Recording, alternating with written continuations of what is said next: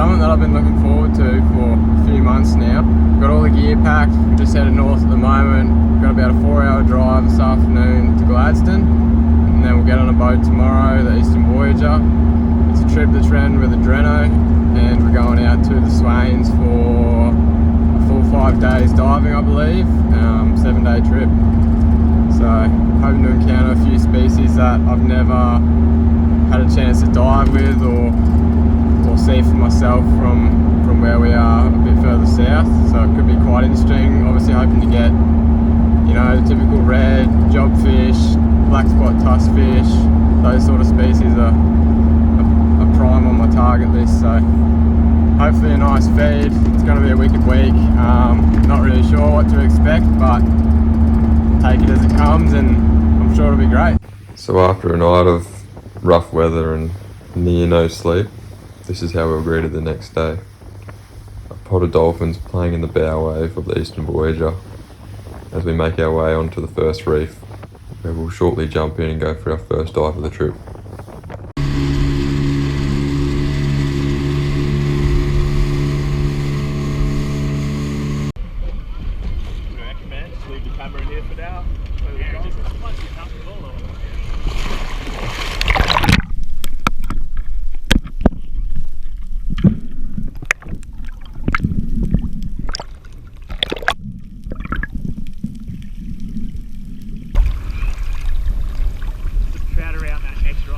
Are you going to get him? Bait is hanging on that front end of that rock. So it's usually mean that'll be the cave under. Let's go down and look at that. Under there. We're just below you. I think this is where the excitement really set in. As Trev explained to us the likely chance of a nice trout on this spot, I made my first dive in some of the clearest water I've ever come across. As I made my way closer to the bottom, I come across this nice sized coral trout and put in a good holding shot. This was my first trout. I was stoked. I couldn't have asked for a much better way to start this trip. And I was lucky enough to get another dive in before going boaty, securing myself another trout for the morning. This place is epic.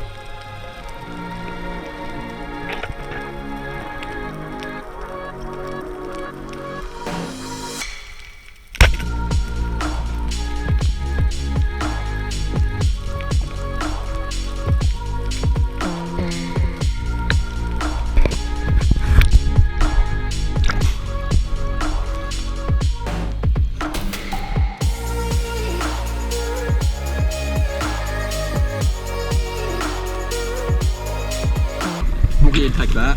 I'll throw it all in.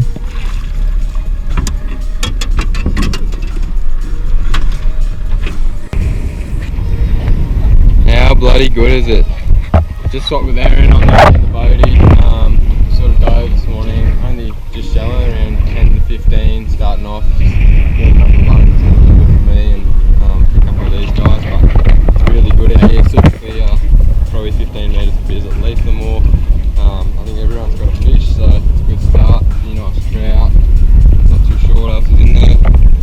Trout, lowong. That's the catch so far, and it's not even lunchtime, so keep punching along, rotating, and see if we can get a few more, but it's absolutely beautiful.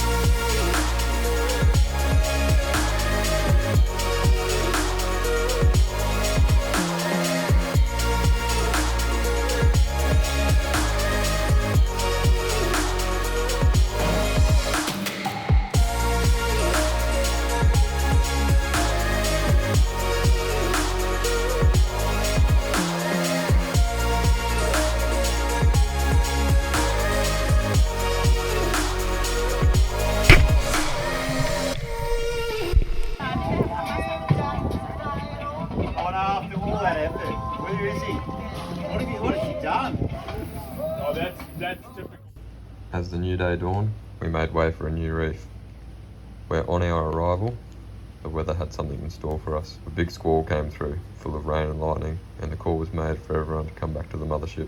Though this put a hold on things, we still managed to get a couple fish in the boat.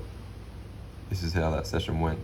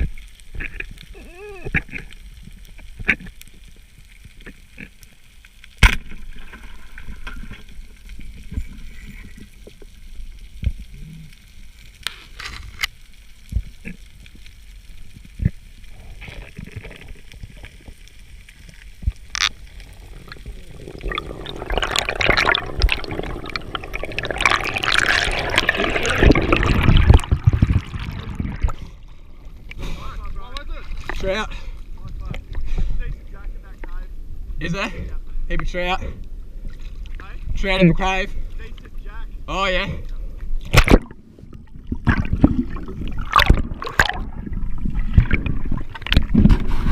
And with the rain and bad weather out of the way, we were able to do what we were there to do.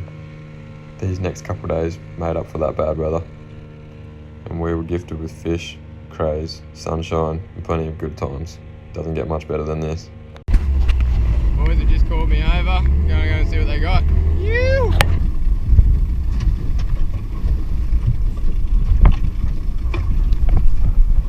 How'd you go, buddy? The Brisbane in me came out. I couldn't help myself. Oh, that's alright. Throw her in. Good shit. There's a beautiful parrotfish. Well done, Jed. First fish of the morning. Beautiful way to start the day. Throw him straight in the box. The boys are telling me it's a very fishy spot, so I'll find some fish. Another 10 minutes. Try my luck at a few fish in there, which would be very nice. But beautiful morning. Yeah, very happy to be out here right now. So everyone's enjoying it. The water's clear, sun's shining. Had a few rainy days, but it's gonna be good. It's gonna be good now. So.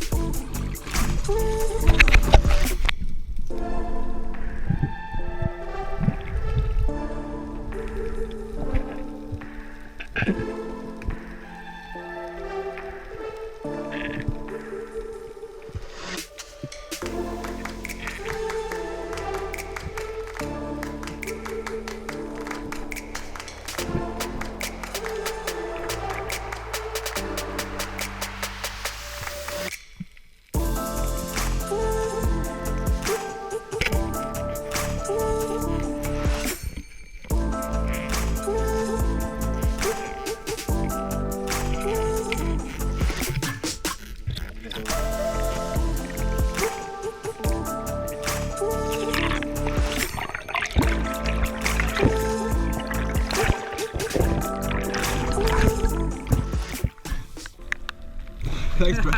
Legend. Cheers, man. Yo, yo! Bubbo! That's saucy. That's massive. That's the biggest one I've seen.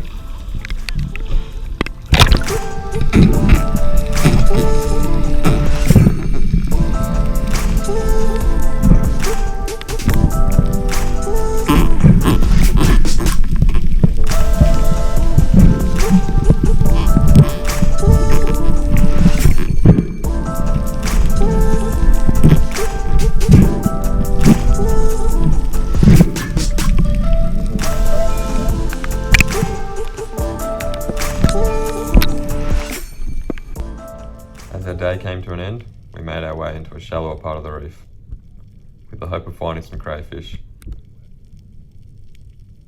Where we decided to dive was a likely spot, with a good bottom filled with plenty of plate coral and good structure for the crayfish to hide under. Where we are was also situated behind some breaking waves, the perfect scenario for a crayfish.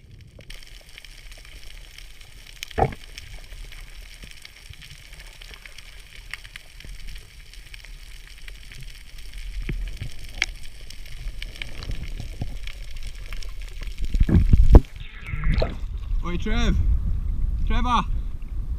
I got a cray here. Can you take my gun? We are allowed to spear crayfish in Queensland, so this is the first time I've ever had the chance to try and grab one by hand. Although it didn't quite go to plan, I made a second dive after this and used the spear gun to push it out the back of its cave and successfully grabbed it by hand. Unfortunately, I don't have any footage of me grabbing it,